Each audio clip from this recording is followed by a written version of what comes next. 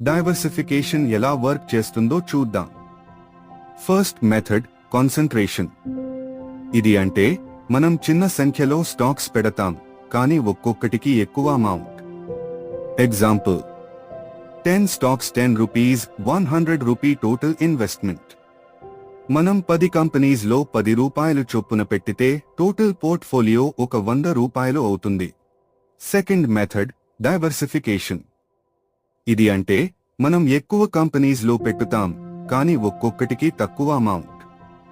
Example, 25 stocks, 4 rupees, 100 rupee total investment. మనం 25 కంపెనీస్లో 4 రూపాయలు చొప్పున పెట్టి టోటల్ ఒక 100 రూపాయలు ఇన్వెస్ట్ చేస్తాం. నోట్: కాన్సంట్రేటెడ్ పోర్ట్ఫోలియో అంటే మనం కొద్ది మీదే అమ్ముతాం. ఇది రిటర్న్స్ ఎక్కువ ఇచ్చే ఛాన్స్ ఉంటుంది, కానీ రిస్క్ కూడా ఎక్కువ. రీటైల్ ఇన్వెస్టర్స్ గా మనం డైవర్సిఫైడ్ పోర్ట్ఫోలియో మెయింటైన్ చేస్తే రిస్క్ తక్కువ ఉంటుంది. చాలా స్టాక్స్ లో తక్కువ అమౌంట్ ఇన్వెస్ట్ చేస్తాం. ఇలా డైవర్సిఫైడ్ స్ట్రాటజీతో మేజర్ లాసెస్ అవాయిడ్ చేయవచ్చు. మనం కేవలం కొన్ని ఫర్మ్స్ మీదే డిపెండ్ అవ్వకుండా ఉంటాం. Over time good returns expect చేయవచ్చు విత్ లెస్ రిస్క్. డైవర్సిఫికేషన్ లాభాలు. Impact of each stock is low. ఒక్కో స్టాక్ మీద ప్రభావం తక్కువగా ఉంటుంది. Low dependence on individual stock. ఒక్క కంపెనీ మీద ఎక్కువగా ఆధారపడకుండా ఉంటుంది. Low volatility due to stock specific factors. ఒక్కో స్టాక్ కారణంగా మార్కెట్లో వచ్చే ఊగిసలాట తక్కువ అవుతుంది.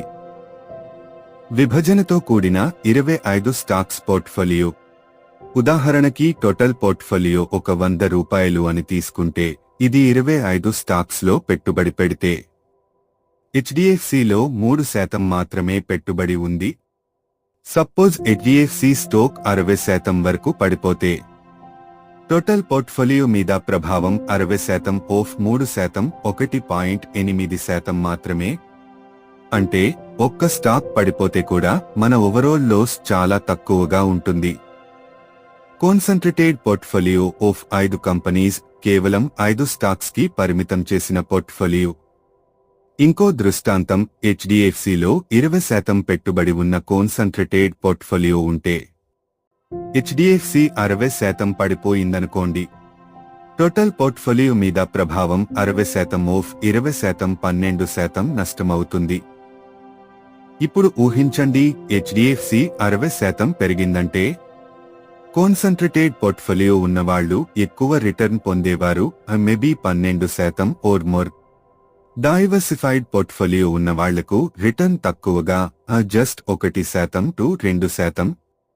కానీ మనం కన్సర్వేటివ్ అప్రోచ్ తీసుకుంటే రిస్క్ తగ్గిస్తూ మంచి కంపెనీస్ ని ఎంచుకుంటాం. అండ్ లాంగ్ టర్మ్ లో సేఫ్ రిటర్న్స్ వస్తాయి. రీటైల్ ఇన్వెస్టర్స్ గా మనం డైవర్సిఫైడ్ పోర్ట్ఫోలియో క్రియేట్ చేయాలి.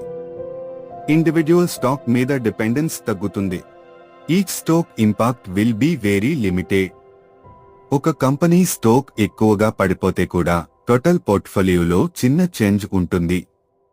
అంటే వోలటిలిటీ తక్కువగా ఉంటుంది. స్టాక్ స్పెసిఫిక్ మరియు ఇండస్ట్రీ స్పెసిఫిక్ రిస్క్స్ వల్ల మనకు పెద్ద ప్రమాదం ఉండదు. So portfolio safe and returns కూడా డీసెంట్ గా వస్తాయి. Stocks may jump or fall, but diversification keeps your investments balanced, protected. Diversification rule. మన పోర్ట్ఫోలియో బాగా డైవర్సిఫై అయి ఉండాలంటే ఈ 3 బేసిక్ రూల్స్ ఫాలో చేద్దాం. మన పోర్ట్ఫోలియో బాగా డైవర్సిఫై అయి ఉండాలంటే ఈ 3 బేసిక్ రూల్స్ ఫాలో చేద్దాం. Make a rule for maximum weight of a stock. ఒక్కో స్టాక్ వెట్ 10% కన్నా ఎక్కువ కాకూడదు. ఎగ్జాంపుల్, టోటల్ పోర్ట్ఫోలియో ఒక 100 రూపాయలు అయితే ఒక్క స్టాక్ లో 10 రూపాయలు కన్నా ఎక్కువ పెట్టుబడి పెట్టకూడదు.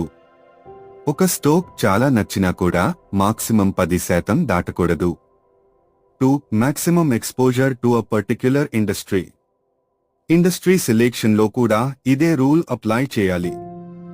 ఒక్కో ఇండస్ట్రీలో 20% నుంచి 25% వెయిటేజ్ లోపలే పెట్టాలి.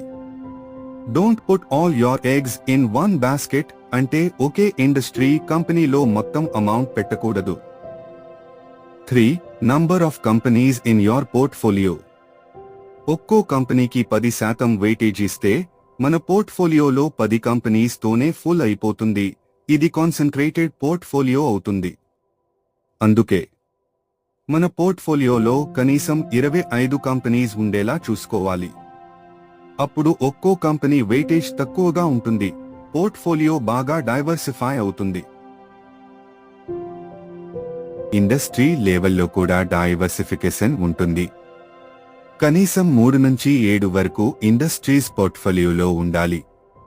ఈ విధంగా ప్లాన్ చేస్తే రిస్క్ తక్కువగా ఉండి పోర్ట్ఫోలియో స్టెబుల్గా గ్రో అవుతుంది.